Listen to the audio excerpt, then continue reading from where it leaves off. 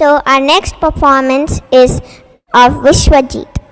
We would like to call our performer on stage. Please welcome on stage.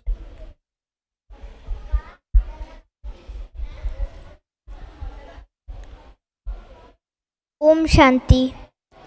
ऊर्ध्वमूलमदशाकम् अश्वत्थम्रावुरव्ययम् छन्दांसि यस्य पर्णामि यः संवेद स वेदवित् अदश्योतं रसता सस्य शाखा गुणप्रवृत्ता विषयप्रबाला अदर्शमूला दृढसन्तदा निकरुमाडुबन्धीनि मनुष्यलोके न रूपमस्येन ततोपलभ्यते नातो न छादिर्न च सम्प्रदिष्ट अश्वत्थमेनं सुविरूढवूढम् असङ्गशस्त्रेररिद्रेण चित्वा तदत्पदं तत्परिमाणितव्यं यस्मिन् तथा न विवर्तन्ति भूयः त्वमेव चाद्यं पुरुषं प्रपद्ये यतत् प्रवृत्ता प्रसता पुराणी.